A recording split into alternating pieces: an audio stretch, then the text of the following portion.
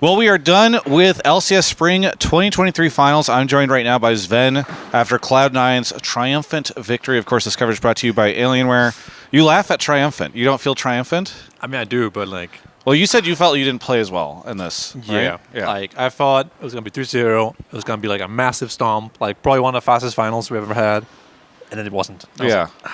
And the first two games were like just super cringe. Game one, we could have lost. This could have been a 5-game series against Golden Guardians. Like, yo. But you don't feel like they played well? No, I think they played well against like Fly. But I mean, against you guys today. For their team, they played well, yeah. But I thought we were like, I still think we are a whole tier above them. Microphone up. I trust you with the microphone because you've done it for a long time. You start gesturing like pro players. I thought we were a whole tier above them. And I still think we are, but we just didn't play like it in the first two games. This should have been a 5-game series where like we could have been, down 2-1. Yeah. 1-2. So with that, I'm not happy. But I also know that sometimes you can stomp finals with 0, go to Empire Worlds and get stomped. Yeah. Or you can win. You can lose finals, like I've done before. Go to Worlds and do really well. So the finals outcome isn't that important compared to what happens in the tournament following it. Yeah. So I'm okay with the outcome. It's just like it wasn't like that triumphant, How many trophies have you lifted now? 7. 7. That's pretty well, good. 7 LC titles. Yeah. Okay. All right. Nice. How many LCS? This is my 4th LCS. I got 3 from LEC. Well, they're all LCS because it wasn't LEC back then. Right. Yeah. Technically, right? But yes. Yeah. Everybody just calls it LEC yeah, now. Exactly. It's like not worth being like, well, those weren't EU LCS titles. Actually.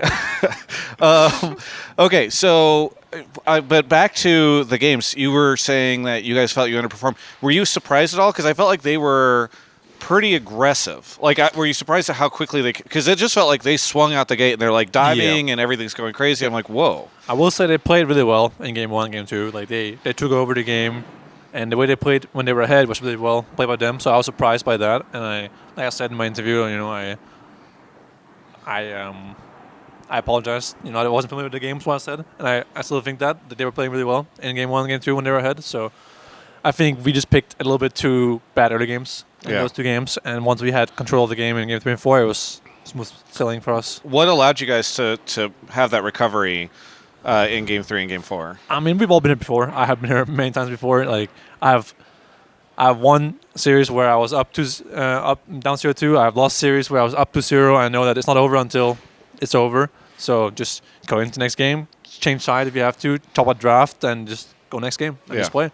You can't let it get to your head. Do you think there was anything strategically or that you guys switched something up in draft? Was there anything where you're like, okay, we're going to do this instead, and that's going to allow us to change? Yeah, I think that we talked about how Golden Guardians is a team that plays only well when they're mid-jungle, have playmaking champs, Lissandra, Wukong, Ari, this kind of stuff, and we want to keep River off Jarvan if we could, and also that he has to play a melee champ, sort of like Koji's kind of thing, where he's better playing, Khan or someone has playmaking potential. Whereas if he's playing Lulu or whatever, then he's not as good as a team. They want us EG playing Rel and Amumu and kind of stuff because they need to have playmaking champs in their team.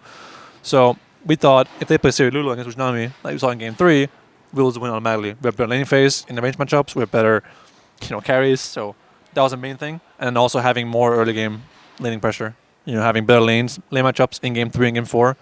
That was the most important thing for us. Yeah. What was it like for you to play here in Raleigh? I mean, I know you're no stranger to a stadium or anything like that, but what was the experience like? The stage was actually the same as Chicago. Like the actual physical stage was the exact same. Obviously, the venue is different, but when I walked upstairs, I was like, wow, I was just here like 6 months ago in Chicago. I will say I loved Chicago as a city. It was really nice to be there. Like to experience one of the big cities. Raleigh, we haven't been around much. We just got here, a little bit jet lagged. Some of us 2-hour jet lag, right? But 3.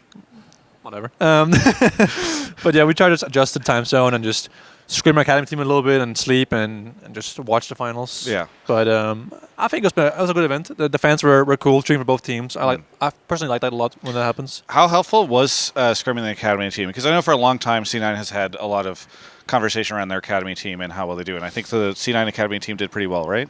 I think it's more of an advantage in the before finals week because then a week ago, we couldn't scrim anyone but Golden Guardians and FlyQuest. And we're like, those scrims, we scrimmed both teams once, and it was so useless because both teams don't want to show anything. Yeah. So you're just trolling in the game. You're just like playing the game with like troll champions just to play. So we scrimmed Academy team a couple of days instead, and they were they had already won Academy, so they were on vacation, and they're all like, "Oh, I don't want to be here, but I have to because Jack forces me to, right?" Yeah. But the scrims weren't that bad, and they were playing champions that we wanted to play. So like we're like, okay, can you play Jarvan, like Riverwood? Can you play Sarah Khan? Or can you play this matchup for us? We can practice, and it was helpful. I think. Okay. I think it really helps in the late stages of playoffs where you can't scrim anyone, because once there's only 3 teams left, you can't scrim anyone. Yeah. Because it's just for us, we're in the finals, so we don't want to give away any information to these teams. And they don't want to give away information. And they don't want to scrim each other. Flag wasn't going on to play each other, right? So it's just, at that point, having an academy team that's really good is very helpful. Yeah. When do you guys go to Europe? Do you guys know? I mean, oftentimes I know Jack's like, oh, I've got flights booked for tomorrow. We haven't booked flights yet, as far as I'm aware, but we've been talking about it. If it's a boot camp, X weeks before the tournament starts, I personally just want to. We're gonna go home to LA. We're gonna do some content, C9 content, that kind of stuff. Maybe some people will have a few days off, but personally, I want to just go home ASAP. My home. And your home? Yeah. Just okay. To Denmark and just be in the EU, play solo queue. I can adjust jet lag before everyone else because I live there, right? Yeah. And then when the bootcamp actually starts, I'll go there, of course. And that's my plan. Just to get adjusted to the time zone and just be in the EU, play solo queue, rank up before everyone else gets there, and yeah. Yeah. Very good. Well, I want to congratulate you again on the win. Is there anything you want to say to any of the fans out there? I want to say that I'm very grateful in times like these where the GOATs are retiring and people from my time are starting to stop playing the game. I'm very grateful that I can play my 10th LCS final here in the LCS and here in Raleigh. I think that I didn't stop to appreciate it. You don't know how good you have it until it's over. So I want to take a moment to be grateful that I've won 7 LCS or 3 or 4 LCS titles. So I want to say thank you to all the people that are part of it. And thank you, Travis, for interviewing me. Yeah. Do you think the secret is switching to support as you get old? Would Bjergsen still be able to play if he had switched to support? I'm not sure. Who he's still playing, and he's been around for a long time, and he switched to support. The age argument, I know you're joking, right? But yeah. Sometimes I think about it seriously, like, Faker is still in every single final. He was in Worlds finals. He was in LCK finals just yesterday, or last night, I guess. Yeah. And Ruler is, in LPL finals, and they're both older than I am. So, like, it doesn't really matter. Then I look at Pace, who was born in 2005, who won LCK as the second youngest player ever. I'm like, maybe it just doesn't matter at all, right? Yeah. It's so I don't think of it that way. I think if I played ADC right now, I could still be better than a lot of people in the LCS. Maybe not Berserker or Prince, but I also think I help Berserker a lot. So I don't know.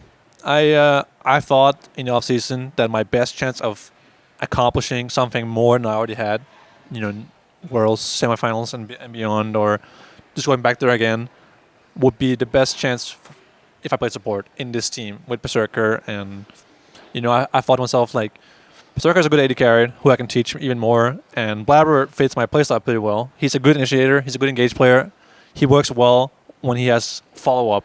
So that's my best playstyle as well. So we work well together, and I already know Blabber, I know Fudge, I know Berserker, I know C9 as a whole, mid-tier as a coach. So I feel very comfortable here, and I thought it would be better than me going to another team to play with people I never played with before in a new environment. So that's what happened.